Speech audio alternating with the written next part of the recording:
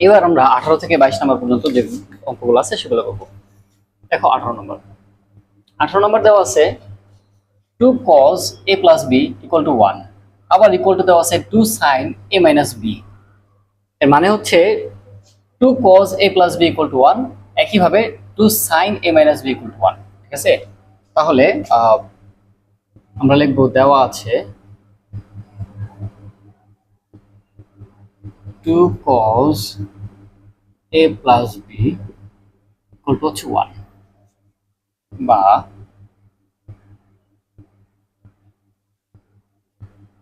cos a plus b, এখানে একটু গুণ আকারে আছে, যদি 2টাকে ওই পাশে নিয়ে যায় তাহলে কি হবে, ভাগ আকারে হয়ে যাবে।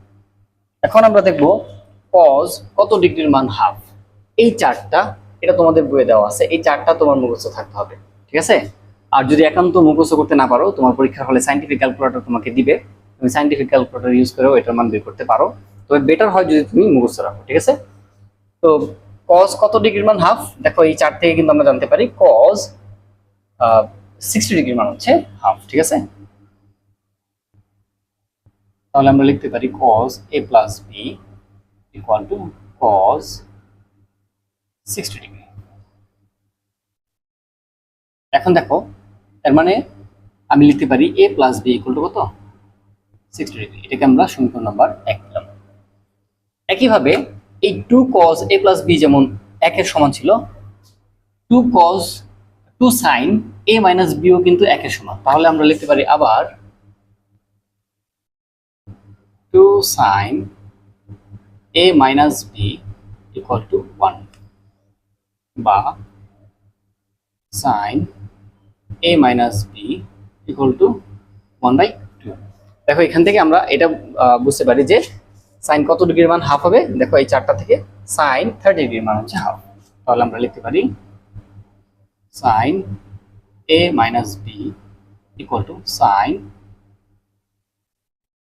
30 ডিগ্রি। অতএব a minus b equal to কত, 30 ডিগ্রি। এটা হচ্ছে সমীকরণ নম্বর 2। এবার আমরা 1 ও 2 নং একবার যোগ করব, যোগ করে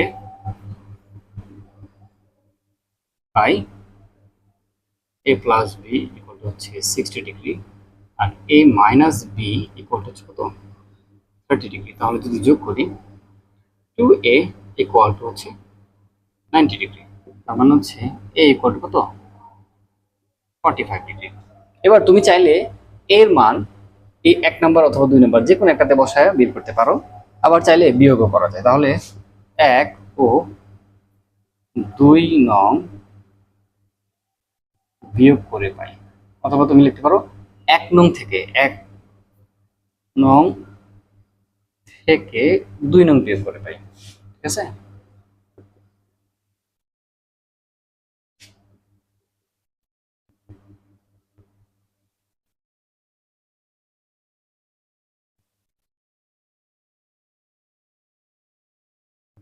আমরা জানি বিয়োগ করলে চিহ্নের পরিবর্তন হয়। তাহলে 2b ইকুয়াল টু হবে কত, 30 ডিগ্রি, অর্থাৎ b ইকুয়াল টু 15। অতএব a, b ইকুয়াল টু হচ্ছে 45, 15। ঠিক আছে, ভিডিওটা পজ করে অঙ্কটা তুলে নাও।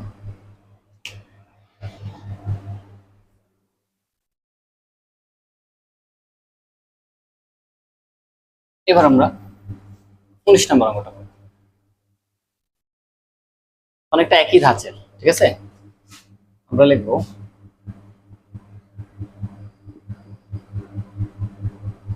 দেওয়া আছে cos a minus b equal to 1। তাহলে আমরা এই চার্ট থেকে কিন্তু বুঝতে পারি cos কত ডিগ্রি মান 1, 0 ডিগ্রি মান, 0 ডিগ্রি মান। অতএব a minus b equal to কত, 0। এটা হচ্ছে সমীকরণ নম্বর 1।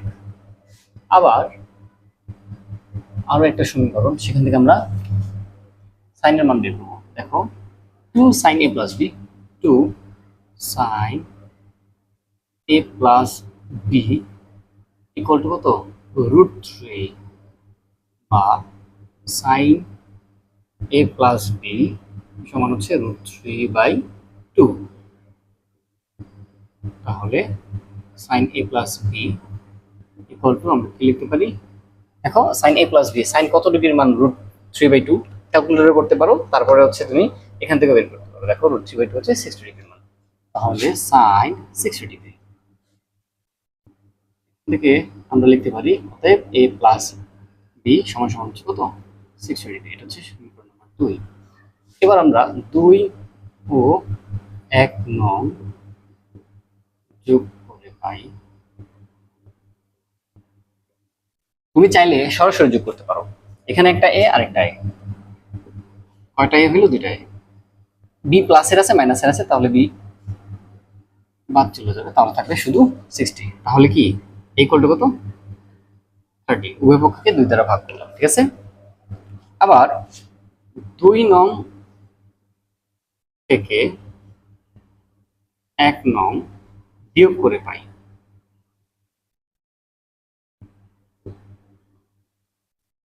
তুমি চাইলে সরাসরি করতে পারো।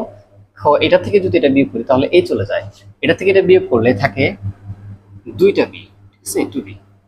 আর 60 থেকে যদি 0 চলে যায় তাহলে 60 থাকে, তাহলে 60 ডিগ্রি। তাহলে বি কত, বি হচ্ছে 30 ডিগ্রি।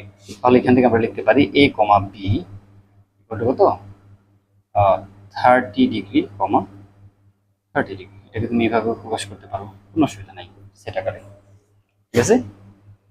অঙ্কটা ভিডিওটা পজ করে অঙ্কটা তুলে ফেলো।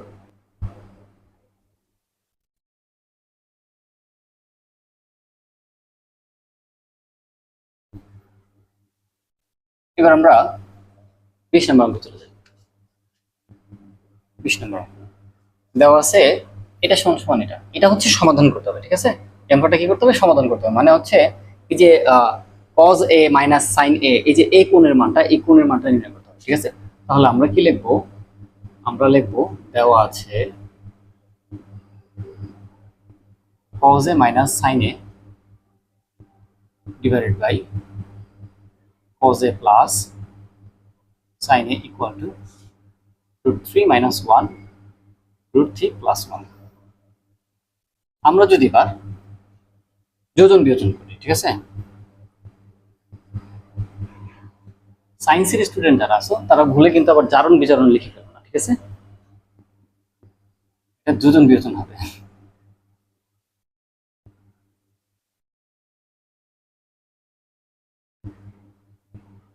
জারণ বিজারণ হচ্ছে রসায়নের একটা টপিক।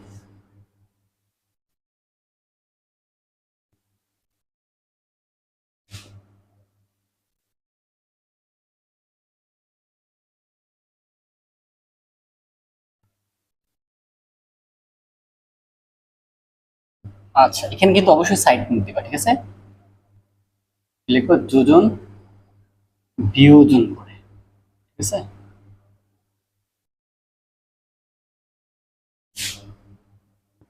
এখান থেকে দেখো এই মাইনাসের সাইনে আর প্লাসের সাইনে বাদ চলে যায়, তাহলে থাকে কি 2 cos a থাকে, দুইটা cos a থাকে, এই জন্য 2 cos a।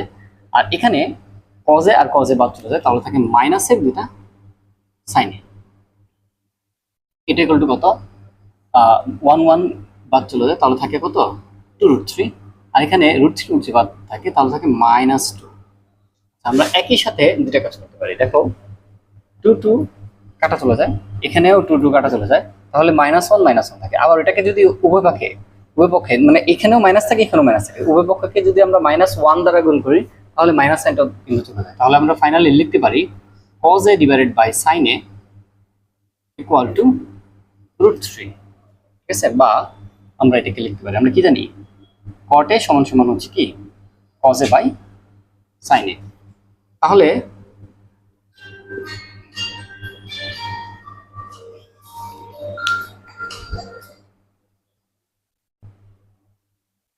দেখো তো আমরা cot কত ডিগ্রির মান √3 লিখতে পারি, এখানে আছে দেখো cot 30 ডিগ্রির মান √3 লিখতে পারি। তাহলে এখানে আমরা a ইকুয়াল টু কত লিখতে পারি, 30 ডিগ্রি, ঠিক আছে। ভিডিওটা পজ করে অঙ্কটা তুলে ফেলুন, ঠিক আছে?